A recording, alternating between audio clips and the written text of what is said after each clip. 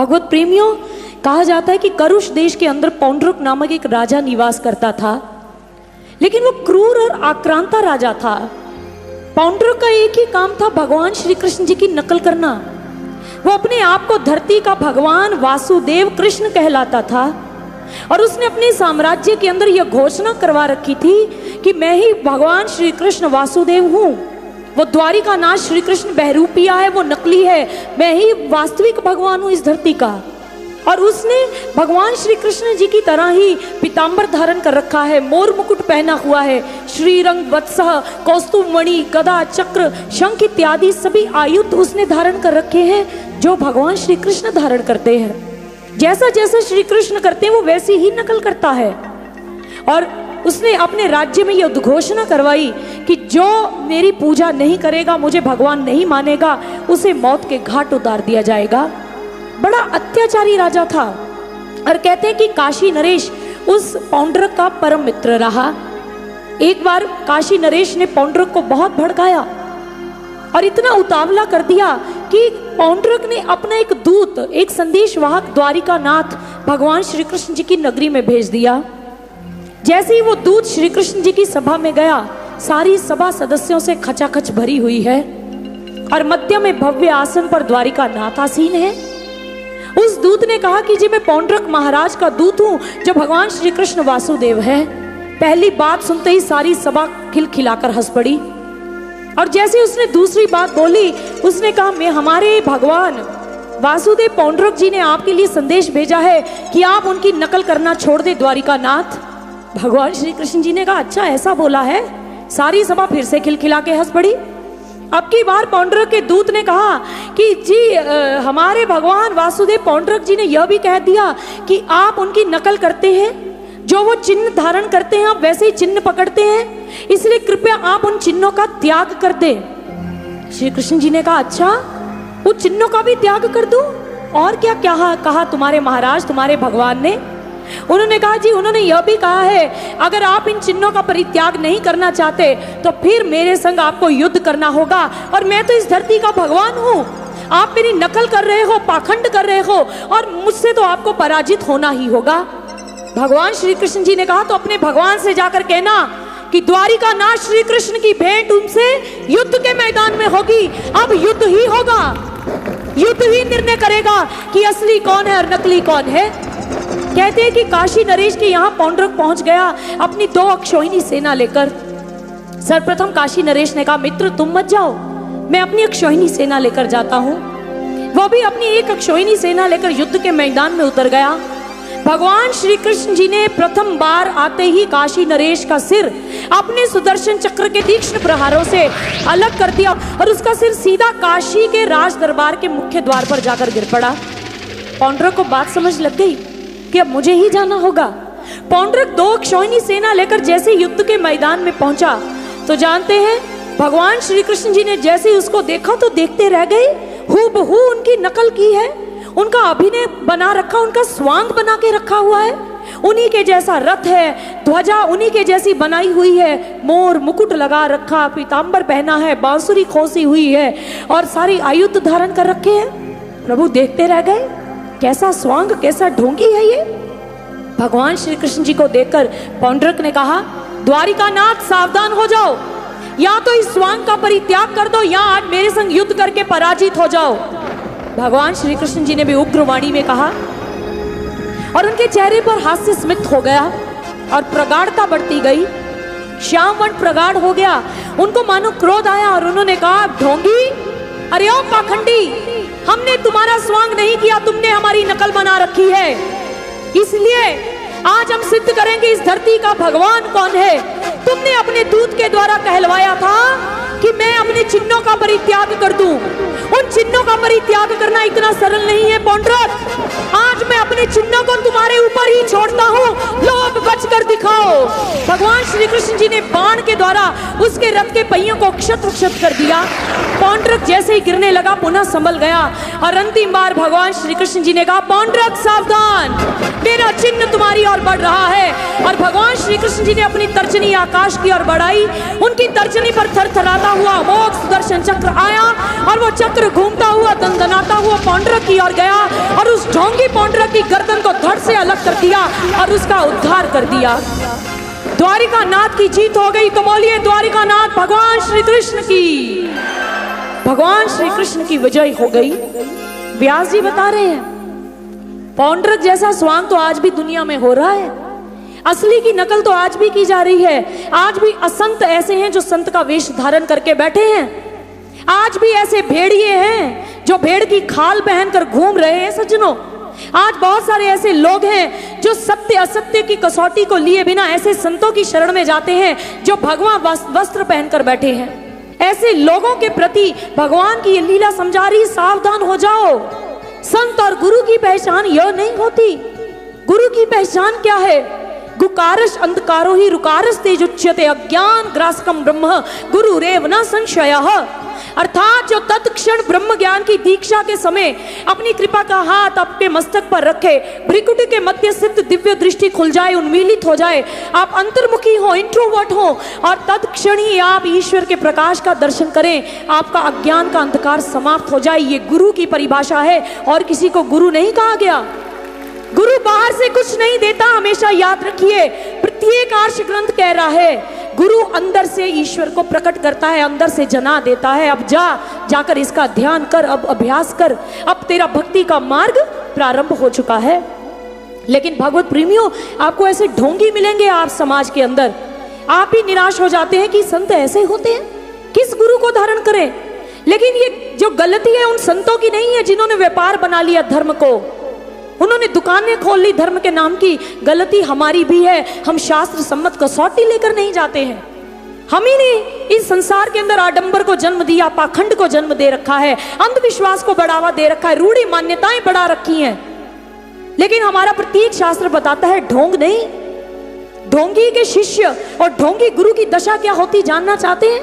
आपको एक दृष्टांत सुनाते हैं। एक बार एक ढोंगी बाबा थे, इतना पाखंडी कि उसके पास ईश्वर की कोई नाम की वस्तु नहीं, ईश्वर दर्शन नहीं, लेकिन पीछे कितने लोगों को लगा रखा है। चिकनी चुपड़ी बातें, मीठी मीठी बातें करके उन लोगों को फंसा रखा है। ढोंगी बाबा ने एक दिन यह कहा, देखो शिष्यों, अगर तुम सभी मेरे कथनानुसार कार्य करोगे तो तुम ईश्वर के साम्राज्य में पहुंच जाओगे। जो मैं कहता हूं वैसा ही करो, वही अनुसरण करो। बिल्कुल ठीक। सभी शिष्यों ने कहा जी गुरुदेव ठीक। गुरुदेव ने कहा सीधे बैठो। सभी शिष्य सीधे बैठने की बजाय बोल पड़े सीधे बैठो। गुरु ने चारों ओर दृष्टि उठाई, घुमाई विस्मय से भर के, और शिष्यों ने भी वैसे ही चारों ओर दृष्टि घुमा दी जैसे गुरु ने किया। ढोंगी बाबा ने देखा, उन्होंने कहा मूर्खो क्या कर रहे हो? शिष्यों ने कहा मूर्ख क्या कर रहे हो? अब की बात ढोंगी बाबा ने कहा मुझे बहुत क्रोध आ रहा है। सारे शिष्य सभा में बैठे थे, उन्होंने कहा हमें भी बहुत क्रोध आ रहा है। ढोंगी बाबा ने एक तमाचा क्रोध में आकर एक शिष्य के मुख पर लगा दिया और उस सभा में 200 शिष्य बैठे थे। अब सोचिए 200 चांटे ढोंगी बाबा के मुख पर आ गए। ढोंगी बाबा ने सोचा बचना बहुत कठिन हो गया, मूर्ख आ गए हैं मेरे सभा में।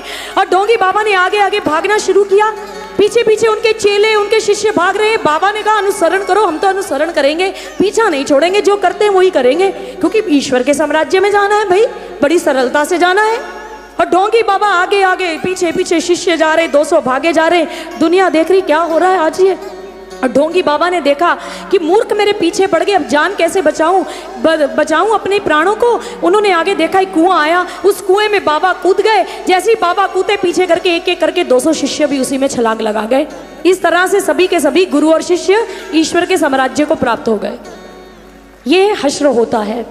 जो शास्त्र सम्मत कसौटी लेकर नहीं निकलते उनकी यही दुर्दशा होती है। भगवत प्रेमियों, आप किसे समझते हैं ईश्वर की पहचान, ईश्वर का दर्शन?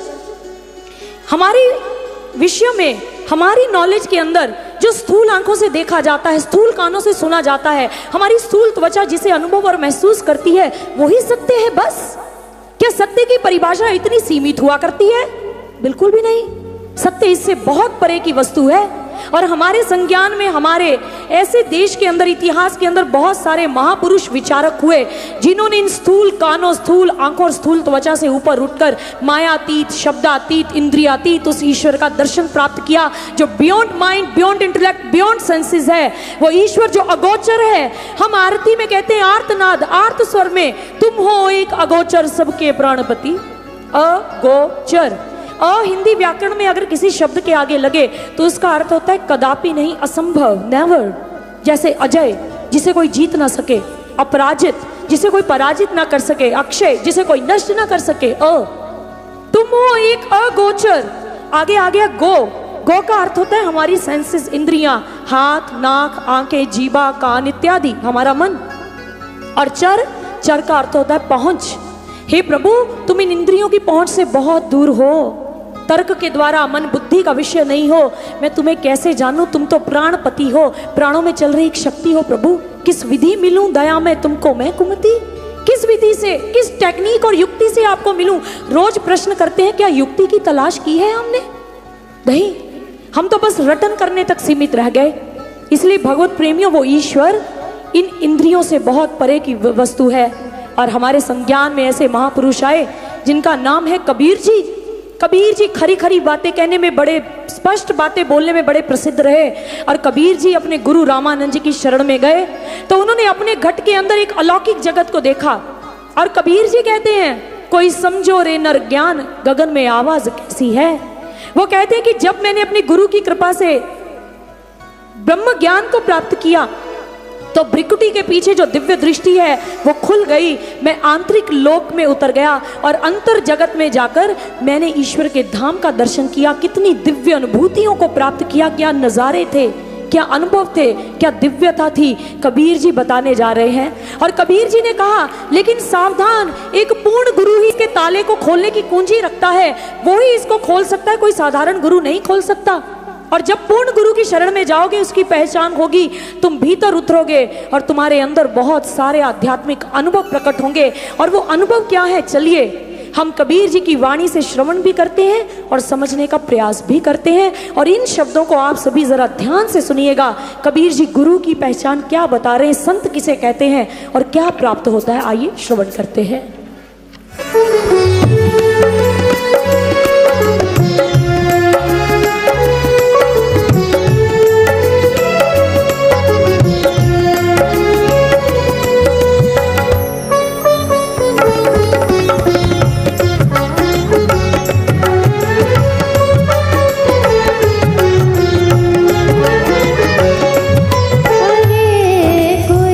समझो रे नर ज्ञान, गगन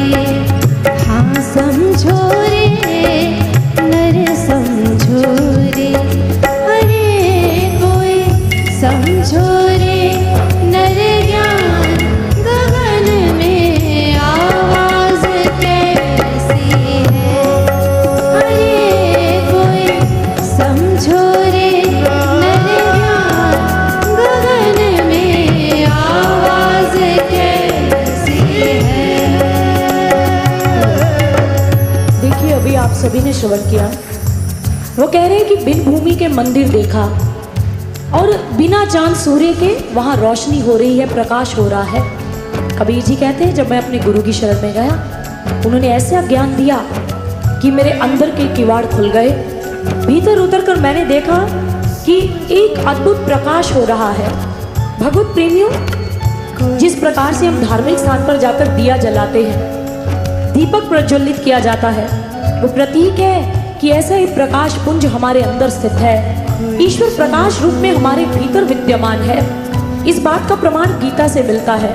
भगवान श्री कृष्ण जी ने कहा, ज्योति श्यामपि तज्ज्योति तमसः प्रमुच्यते ज्ञानम ज्ञेयं ज्ञान गम्यं हृदि सर्वस्य विष्ठितम्। अर्थात अर्जुन, मैं ज्योतियों की परम ज्योति हूँ, अज्ञान अंधकार से अतीत परे हूँ, मुझे ज्ञान के द्वारा देखा जाता है, जाना जाता है, अर्थात मैं प्रकाश स्वरूप हूँ। रामायण में कहा गया सहज प्रकाश रूप भगवाना। अन्य शास्त्रों में कहा गया God is light within no darkness at all. वो ईश्वर प्रकाश है, वो प्रकाश का पुंज है। वेदों के अंदर कहा गया हिरण्य में परे कोशे वर्जम ब्रह्म निष्कलम आत्मविदो विदु, अर्थात वो ईश्वर परम प्रकाश है, हमारे हृदय की गुफा में निवास कर रहा है। गुरु की कृपा से उस प्रकाश का दर्शन किया जाता है। कबीर जी कहते हैं, गगन मंडल के बीच में ताबा जल के नूर, निगुरा महल न पावई पहुंचेगा गुरुपुर। इस शरीर के अंदर, इस गगन मंडल, इस आध्यात्मिक मंदिर के अंदर उस ईश्वर का मंदिर निवास कर रहा है, उनका साम्राज्य स्थित है। लेकिन एक निगुरा व्यक्ति वहां नहीं पहुंच सकता। एक पूर्ण गुरु ही ऐसी युक्ति देता है, भीतर उतरकर उसका दर्शन प्राप्त कर सकते हो। और कबीर जी कहते हैं ऐसे प्रकाश का दर्शन गुरु की कृपा से होता है।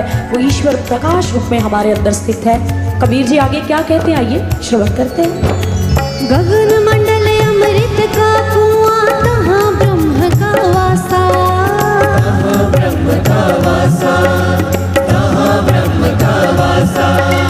सगुरा होवे भर भर पीवे, निगुरा मरत प्यासा, निगुरा मरत प्यासा, निगुरा मरत प्यासा।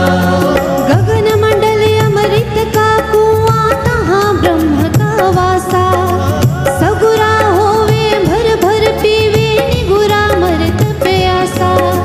नर समझो रे, नर समझो रे, नर समझो रे, नर समझो रे।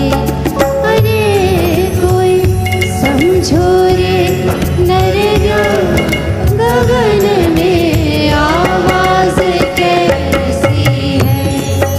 अरे कोई समझो रे, नर ज्ञान गगन में आवाज कैसी है। हेलो, अभी हमने श्रवण किया। कबीर जी कहते गगन मंडल अमृत का कुआं, तहाँ ब्रह्म का वासा, सगुरा होवे भर भर पीवे, निगुरा मरत प्यासा। ये अद्भुत लोग हैं जो आंतरिक जगत में खुलता है गुरु की कृपा से, प्रकाश का दर्शन होता है, फिर हम उस अमृत का पान करते हैं भगवत प्रेमियों, जिससे मृत्यु का उल्लंघन किया जा सकता है। आप मंदिर में गए, पुजारी जी आपको चरणामृत देते हैं, आपने चरणामृत लिया और आपका हाथ सीधा यहाँ पर जाता है। वैसे हाथ गीले हो तो झट से हम पहुँचते हैं किसी सूखे वस्त्र से। ये प्रतीक है कि यहाँ पर गगन मंडल या अमृत का कुआं है और इस स्थान पर पहले ब्रह्म का दर्शन होता है भ्रिकुटी मध्य में, और फिर गगन मंडल से अमृत झरता है, हम उसका पान करते हैं। आपने शिवलिंग देखा होगा, शिवलिंग के ऊपर एक कलश लटकता है, उसमें से बूंद बूंद जल की बरसती है। वो किसका प्रतीक है? इस गगन मंडल का। इसमें से अमृत बरस रहा है। जब किसी की मृत्यु होती है तो कपाल क्रिया की जाती है, स्थान को फोड़ दिया जाता है। तुम निगुरे होकर गए, तुमने यहाँ अमृत था उसका पान किया, इस गगन मंडल की पहचान की, या ऐसे ही चले गए रीते हाथ लेकर? भगवत प्रेमियों, ये गगन मंडल है क्योंकि हमारा शरीर 5 तत्वों से बना है। क्षितिजल पावक गगन समीरा, पंच रचित अति अधम शरीरा, ये आयुर्वेद कहता है। आयुर्वेद के अनुसार 5वां हिस्सा आकाश मंडल गगन मंडल है। जब पूर्ण गुरु मिलता है वो उसी समय टेक्निक देता है, पहले ब्रह्म ज्योति का दर्शन, फिर उस अमृत का पान होता है, इस गगन मंडल में से वो बरसता है। इतना सुंदर लोक है, कोई समझो रे नर ज्ञान। ये गुरु की पहचान, वो ऐसा लोक प्रकट करता है। और कबीर जी अंतिम भाग में क्या कहते हैं, आइए श्रवण करते हैं। कहत कबीर सुनो भाई साधो, यह पद है अलबेला,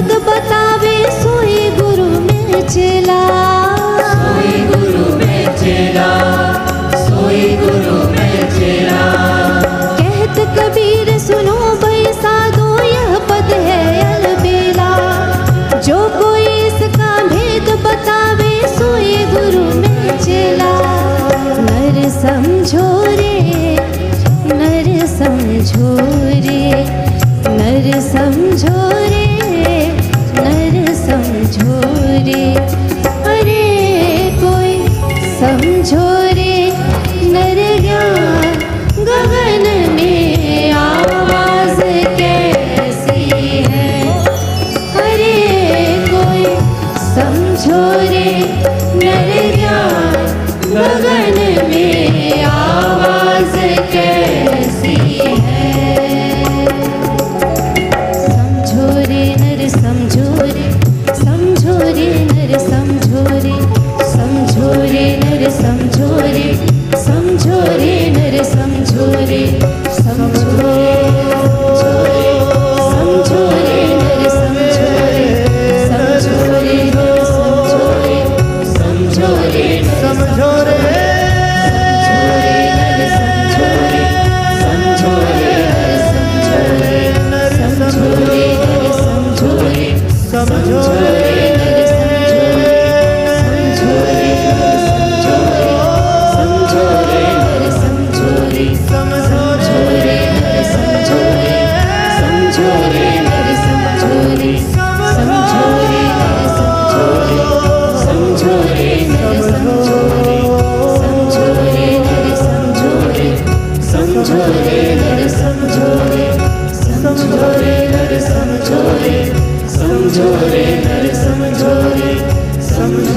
नर समझो रे समझो रे समझो रे समझो रे नर समझो रे। हम सभी ने कबीर जी की इस अंतरानुभूति के विषय में श्रवण किया। भगवत प्रेमियों, इसके अतिरिक्त भी अनहद नाद की सुमधुर ध्वनियां श्रवण होती हैं जब पूर्ण गुरु से हम ब्रह्म ज्ञान प्राप्त होता है। जैसे चरणदास जी ने कहा, अनहद शब्द भंवर गुंजारे, शंख पखावज बाजे, ताल घंट मुरली घनघोरा, भेरी दमा में गाजे, सिद्धि गर्जना अति सुभारी, गति घुंघरू झनकारे। अर्थात वो कहते हैं कि जब गुरु की कृपा होती है तो हम अपने घट में अनहद नाद को श्रवण करते हैं। एक बाहरी नाद है, बाहरी संगीत एक आंतरिक जगत का संगीत है। बाहरी संगीत को अभी आप सुन रहे थे, जिसमें हारमोनियम बज रहा है, तबला हो रहा है, सिंथेसाइजर प्ले हो रहा है, बांसुरी बजाई जा रही है। लेकिन ये इंस्ट्रूमेंट्स तब तक बजेंगे जब तक इनको बजाया जाएगा, फिर इनसे ध्वनि नहीं निकलेगी। लेकिन आंतरिक जगत में एक नाद है जो बिना बजाए निश दिन बाजे, घंटा शंख नगारी रे, बहरा सुन सुन मस्त होते हैं तन की खबर विसारी रे। वो ऐसा करणातीत स्थूल कानों के बिना उस अनहद नाद को, उस होली म्यूजिक को हम अपने भीतर श्रवण कर सकते हैं। भगवत प्रेमियों, वो ऐसा अनहद नाद है जैसे भगवान श्री कृष्ण जी के हाथ में बांसुरी, भगवान विष्णु जी ने हाथ में शंख पकड़ा है, माँ सरस्वती जी ने वीणा को धारण किया, भगवान भोलेनाथ जी ने डमरू को पकड़ा है। ये प्रतीक है वाद्य यंत्र कि ऐसे ही वाद्य यंत्र, ऐसा ही संगीत हमारे घट में बज रहा है, गुरु की कृपा से प्रकट होता है। ऐसे गुरु की शरण में जाओ। कभी कबीर जी ने कहा, जो ऐसे पद का दर्शन करवाए, जो ऐसी अनुभूतियों को करवाए, वही मेरा गुरु और मैं उसका चेला हूं, मैं उसका शिष्य हूं और किसी का नहीं। पूर्ण गुरु वही है जो घट में ईश्वर का अंतर्बोध, अंतर दर्शन आपको करवा दे। भगवत प्रेमियों, ये सीख हमें पौंड्रक उद्धार की लीला से मिल रही है।